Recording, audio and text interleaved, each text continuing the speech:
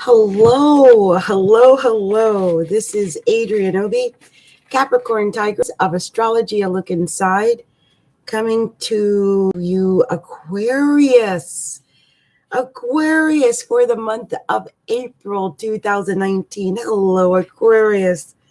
So, my Aquarian brothers and sisters, let me look over what to expect for you Aquarius is for the month. The first thing that really hits my eye, and I know I'm going backwards because I'm going to start with the last thing first. I really am. Because at the end of the month, um, Saturn and Pluto are going to be retrograding. And Saturn is going to retrograde on the 29th, and Pluto is going to retrograde on the 24th. And this is all happening in your 12th house. So when I look at the chart, it's the first thing that I saw. I thought, wow, those are two major planets to have transiting the 12th house in the first place. But it's major to have them go retrograde in that house. So what I'm thinking is, especially because the North Node is currently opposing these two planets from your sixth house of health. Okay. So we're looking at two health houses because the 12th house is your mental health, your psychological health, your spiritual health, your unconscious health, like your unconscious motivations, your dreams. And wow, I don't even know how to even finish this without saying that on the 10th, Jupiter is retrograding. There's several retrogrades in the month of April. And so when Jupiter retrogrades, that's literally in the house of your dreams and your hopes and your wishes, your aspirations, and those goals that you've set for yourself. Jupiter might have made you set some pretty large, lofty goals during the last 6 to 8 months. But, yeah, because it's gone from being in Scorpio and it went into Sag. So that's the 10th house, the 11th house. Things are riding high. I mean, as far as your career, I think you probably have made some breakthroughs, some improvements in the area of your career. You might even have found that you found a little bit of luck in the area of like groups and associations, organizations, and making friends, like making friends on Facebook, on all of the social media. And you might find that after the 10th, that kind of slows down. I'm not going to say you're going to lose any of it. It's just going to slow down. You're just going to go a little backwards in that area a little bit. So be aware of that. And then with those retrogrades of Saturn and Pluto in the 12th house, opposing that North Node in the 6th house, I want you to be consciously aware of your health, your spiritual health, your psychological health, your emotional health, your mental health, all of that, your work-life balance, because the North Node is in the 6th house telling you to keep an eye on the work-life balance. And I think that those retrogrades in Capricorn are telling you exactly that. Like, work on the work-life balance so that you're not putting everything into your work or everything into your career and not enough into like you and your emotional self and your needs. You might have put all your emphasis in the needs of others, but now you need to work on your needs. And the funny thing is, with Neptune and Venus and Mercury in the second house up until the 17th. Mercury then goes into Aries in the third house, but it's saying your needs, what you need, physical even, or financial even, because the second house is your money and your physical needs. So all of your needs, must work on you, on what you need, Aquarius, this month, on what's going to make you happy, and keep your spiritual self, that unconscious self, keep that aligned, because when those planets go retrograde, it might shake you for a loop. It could.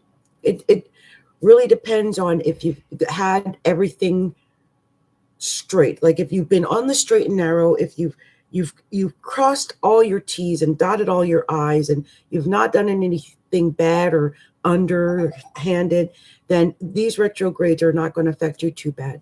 But if you haven't been doing the simple things like watching what you eat, watching your health, taking care of, working out, maybe going to visit the doctor regularly, then this is going to be a time to do that. Do that. Take care of yourself. Okay, do that. There is going to be a lot of emphasis in the area of communication too, because wow, there's so much Aries emphasis in April. It's amazing. We're going to have a new moon tomorrow in Aries, and that's going to be in the third house of communication. It might be like you find this new way of communicating and getting the word out.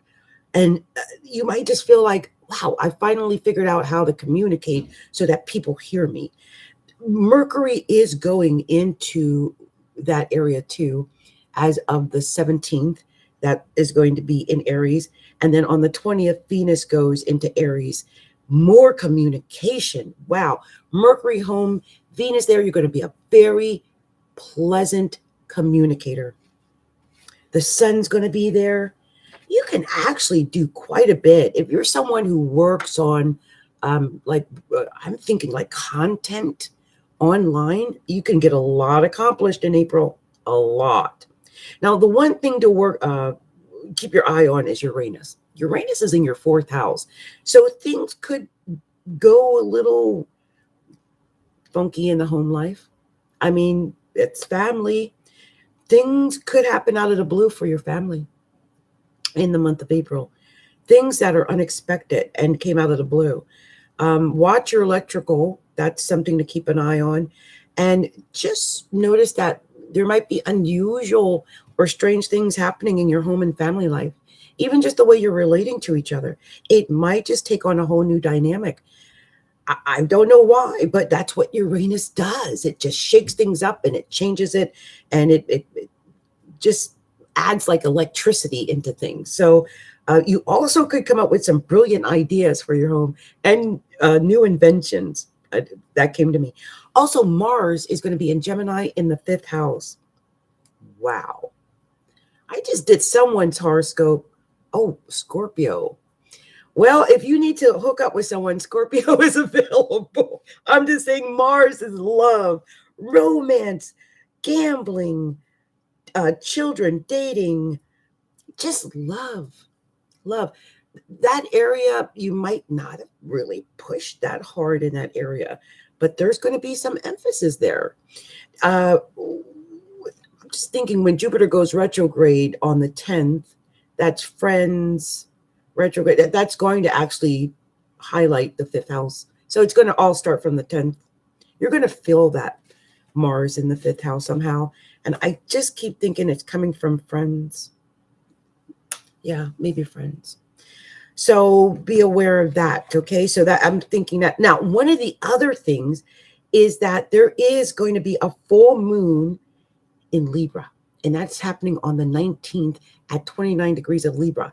It's happening in your ninth house of like your philosophy and travel and education and even your in-laws, if you got in-laws. But I'm thinking travel.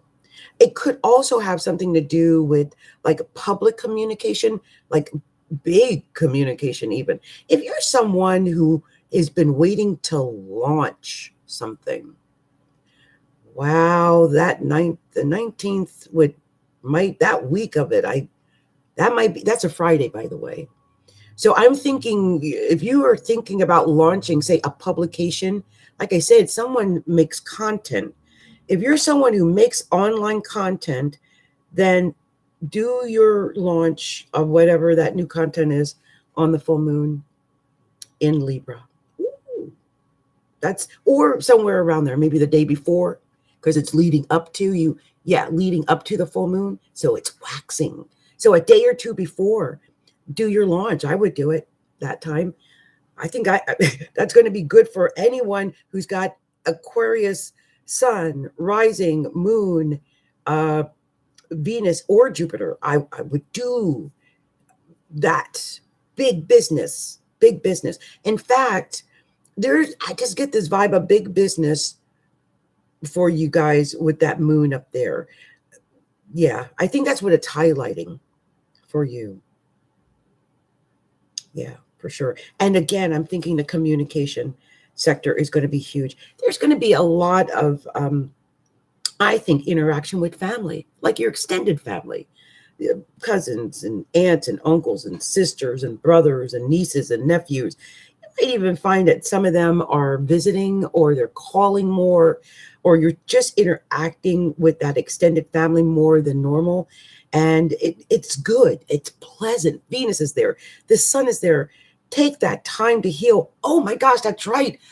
Chiron, the wounded healer, is also there in Aries, in the third house of your extended family members, local travel, your neighbors, your local neighborhood, written communications, telephone conversations, all types of written material. All of this is healing. All of it's healing in the month of April. Take advantage of that. Wow. Wow. And it's pleasant, wow. Take advantage of that. I really believe that. So this is really my message for you, Aquarius, is for the month. When I look at this, I'm thinking, do your launches around that full moon, and definitely take the time to communicate in a pleasant way to people you care about, your extended family members. And I think everything's going to go fairly well for you, especially with Mars in the 5th house of romance. Okay. Well, this has been Adrienne Obey, Capricorntigress of Astrology, a look inside. And please like, share, and subscribe to our YouTube channel. And also, please subscribe to our website at astrologyalookinside.com. You can also find us on Facebook at facebook.com/astrologylookinside. And I give free mini readings at our group on Facebook at facebook.com/groups/astrologylookinside. Well, much love and much light to you, Aquariuses, and happy Easter to you all. And may April bring in all the good that you can dream of. And don't forget to dream. Okay.